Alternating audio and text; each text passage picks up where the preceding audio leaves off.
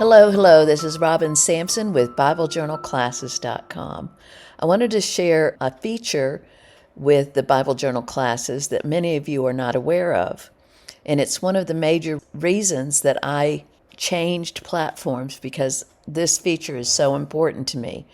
When you study the Bible, so many things reoccur. We already know it's one unified story, and several of the concepts of God's character and Jesus' teachings repeat themselves. And I like to go back and compare and look at the New and the Old Testament. So I'm going to log into my classes. I go to Classes, My Bible Journal Classes. I'm already logged in. At the top of the page, you'll see the class that I was just looking at recently, the Kingdom Era. But let's go to another class. Let's go to the Patriarch Era. And many of you don't notice the search feature.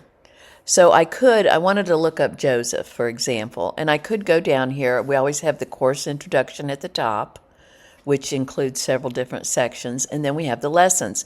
Now I could just scroll through all the lessons, and I don't even see Joseph here because I would have to click Show More, and then scroll, and then finally I would see Joseph.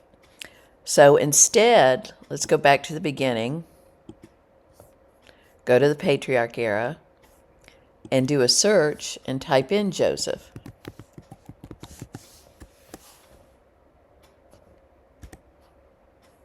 And now you'll see all the lessons. And it's of course, it's in the outline, and it's in the Abraham call, but it's even in Ishmael's lesson. And right now we're in the Facebook group, we're studying the Sermon on the Mount and Jesus' teachings.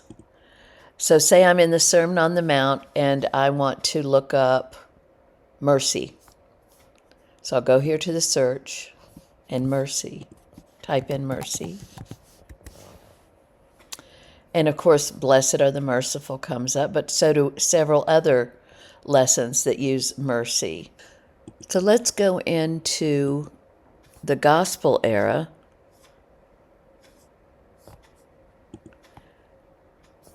And search for an Old Testament book. Let's search for Isaiah. And you can see that it occurs several times.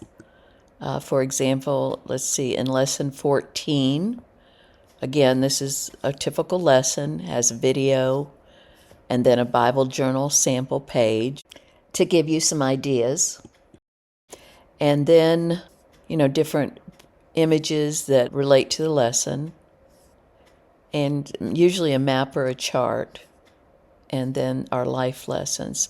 So let's use Command F on a Mac or Control F on a PC and type in Isaiah, and then you'll see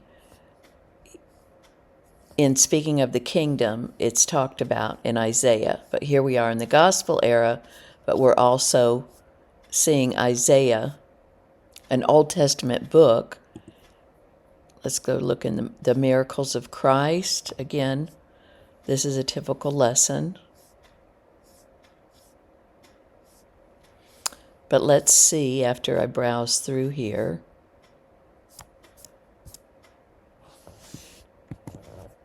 Isaiah foretold that Jesus would perform many miracles. Then the eyes of the blind shall be opened, and the ears of the deaf unstopped. Then shall the lame men leap like deer, and the tongue of the mute sing for joy. For waters break forth in the wilderness, and streams in the desert. And I just love that we can look at the Old Testament and see Jesus. And then you can also, remember, you can search in the Gospel area, I'll go to the Bibliography, and I'm very proud of my bibliographies. The library I've been collecting for over 30 years, I've been using Logos, and most of these books are books that I use in Logos. This is a real good example, Matthew, the Life Application, one of my favorite, the Life Application Bible Commentary, all the New Testament books. And I just love that. It's one of my go-tos, like Warren Wiersbe. You almost always find Warren Wiersbe's books in here, Dallas Willard's, Marvin Wilson. I use Our Father Abraham in almost every single lesson throughout the Bible Journal classes. So don't skip over the bibliography because there's some really good stuff in here. Kay Author's another one of my favorites. David Bliven. Just, browse through and see what you can see. Let's go to the Kingdom Era and type in David.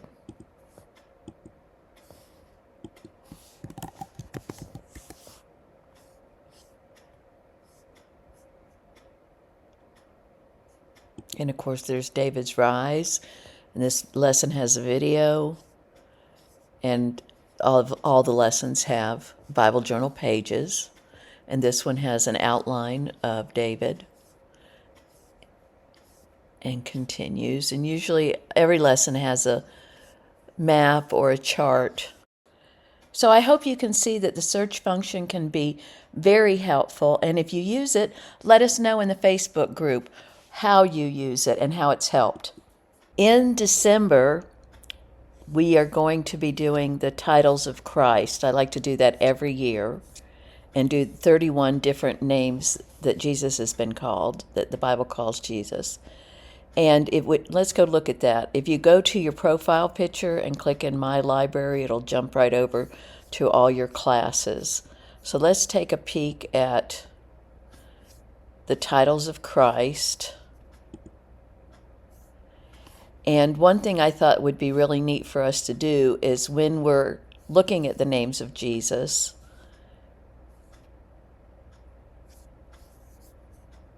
I wanted to look at Deliverer.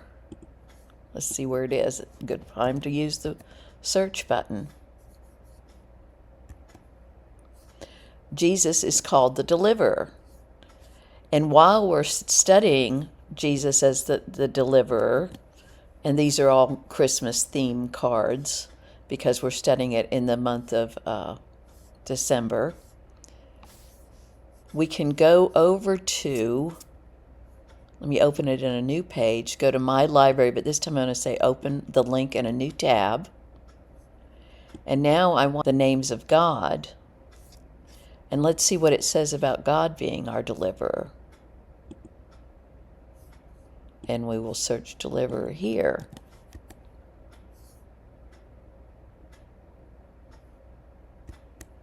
The Lord is my rock and the Lord is my peace. The Lord is my rock. When David was running and hiding from King Saul, he dwelt in the rock of the mountains and caves, hiding for his life. He calls God a rock because he is his permanence, protection, and strong faithfulness. No matter how David's enemies tried to destroy him, he was always guided and protected by the Lord.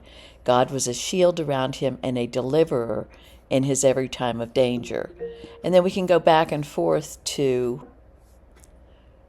what it says about Jesus being our deliverer and contrast and compare. And now next month we will be doing Who I Am in Christ for 30 days.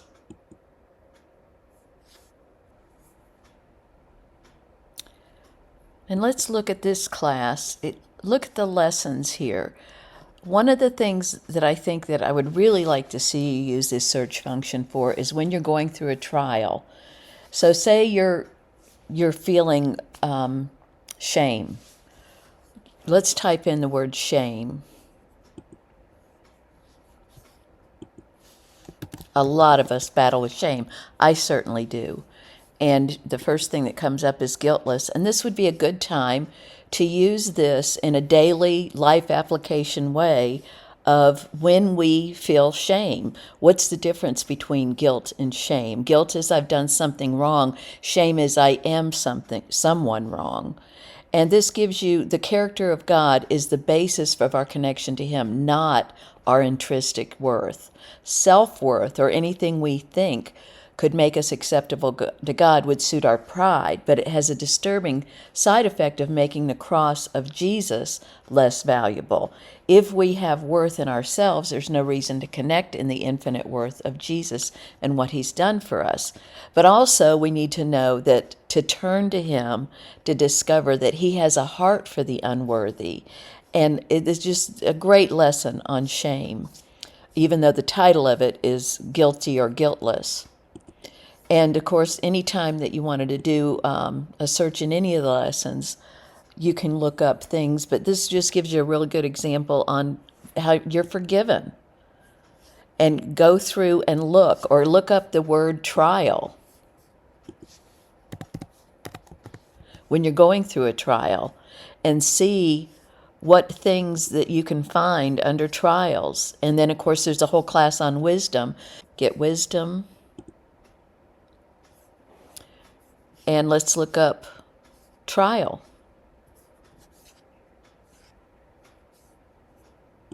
Or problem, or something along those lines. Whenever you're going through something really bad. Acquiring wisdom, wisdom from above, seek wisdom like treasure, walk in wisdom's path. And when you're going through a trial, let's look up use the Command F or Control F, trial.